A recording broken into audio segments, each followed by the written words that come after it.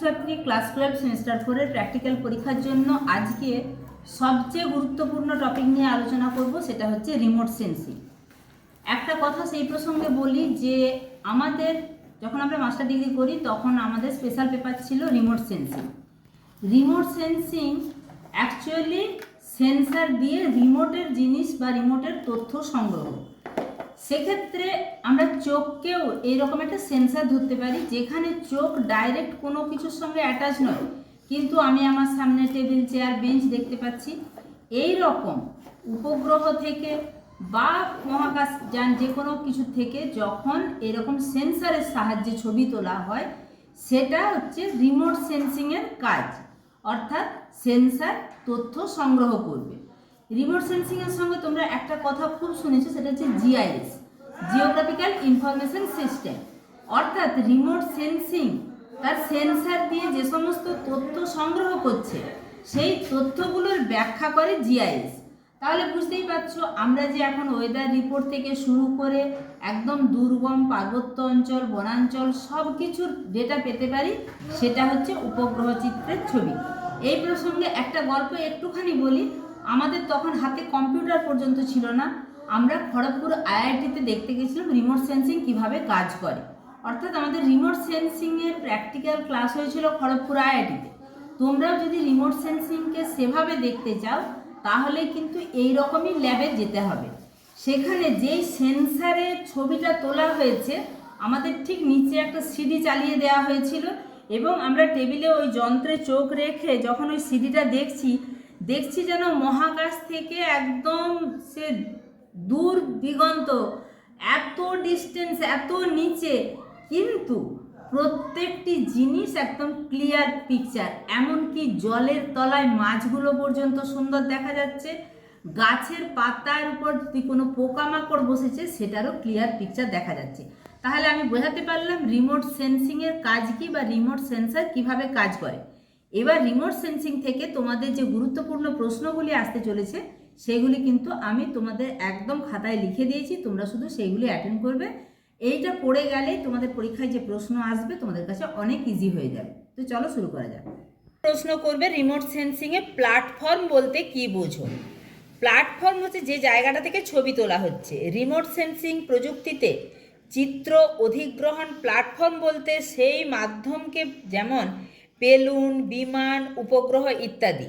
অর্থাৎ ওই যে মাধ্যমকে বোঝায়, যার মাধ্যমে সেন্সর স্থির উপায়ে ভিন্ন ভিন্ন উচ্চতা এবং দৃষ্টিকোণ থেকে ভূপৃষ্ঠের উপর উপস্থিত বস্তু ও উপাদান তথা পরিবেশ সংক্রান্ত তথ্য সংগ্রহ করে এবং চিত্র প্রস্তুত করে।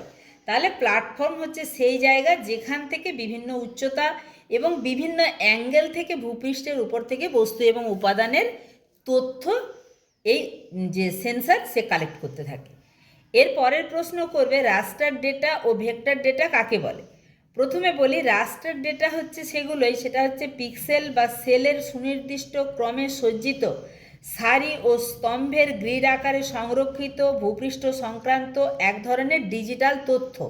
তাহলে এই যে ডেটা বলতে তথ্য, কী ধরনের ডিজিটাল তথ্য? না, এর প্রতিটি পিক্সেল একটি নির্দিষ্ট বাইনারি মান ধারণ করে, যেমন ভূমির স্থানাঙ্ক, বৈশিষ্ট্য, উচ্চতা, তাপমাত্রা, বৃষ্টিপাত, উপগ্রহ চিত্র বা অন্যান্য পরিবেশগত তথ্য ধারণ করে রাখতে পারে কে?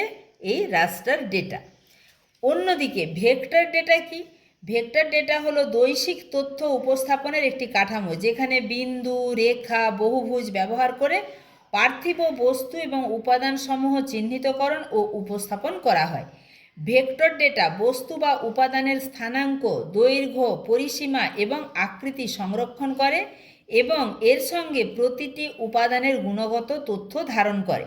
তাহলে এখানে ভেক্টর ডেটাতে যেটুকু বুঝতে পারছি, যে একটা বিন্দু বা কাঠামো, যেখানে একটা বহুভুজ, এই রকমের কিছু, তার দৈর্ঘ্য, স্থানাঙ্ক, পরিসীমা, আকৃতি ইত্যাদি সম্পর্কে জানা যায়। আর এখানে যে প্রাকৃতিক বিষয়গুলো, উচ্চতা, উষ্ণতা, তাপমাত্রা, বৃষ্টিপাত, এইগুলো জানা যায় রাস্টার ডেটাতে। তোমাদের কিছু উদাহরণ দেয়া থাকবে, যেগুলো কোনটা রাস্টার ডেটার মধ্যে পড়ছে, কোনটা ভেক্টর ডেটার মধ্যে পড়ছে, তোমাদেরকে নির্ধারণ করতে হবে। যেমন উষ্ণতা, নদী, রাস্তা, উচ্চতা, মৃত্তিকার পিএইচ মাত্রা, প্রশাসনিক সীমা, এর মধ্যে রাস্টার ডেটা আগেই বুঝিয়ে দিলাম। তো এইগুলোর মধ্যে যেটা পড়ছে রাস্টার ডেটা উষ্ণতা, উচ্চতা, মৃত্তিকার পিএইচ, মাত্রা, অর্থাৎ যেগুলো দ্বারা মাত্রা বোঝানো হয়। আর ভেক্টর ডেটা এখানে যেগুলো আছে তার মধ্যে রাস্তা, নদী এবং প্রশাসনিক সীমানা। তারপরের আরেকটি প্রশ্ন, সেটি হচ্ছে রিমোট সেন্সিংয়ের শক্তির প্রত্যক্ষ উৎস এবং পরোক্ষ উৎস। এটা তোমাদেরকে একটু বইতে দেখিয়ে দিই। অ্যাকচুয়ালি এই প্রত্যক্ষ উৎস আর পরোক্ষ উৎস বলতে গিয়ে তোমরা প্রত্যক্ষ বলতে যেটাতে একদম সক্রিয় সেন্সার থাকবে, আর পরোক্ষটা হচ্ছে নিষ্ক্রিয় সেন্সার। নিষ্ক্রিয় সেন্সার বলতে কি, এখানে নিষ্ক্রিয় সংবেদকের প্রধান শক্তির উৎস হচ্ছে সূর্যালো। এখানে যদি তোমরা ফটোগ্রাফিক ক্যামেরা বা ইলেকট্রনিক ক্যামেরা উদাহরণ হিসেবে লেখো তাহলেই হবে। এইটা বললাম কি, এটা পরোক্ষের ক্ষেত্রে।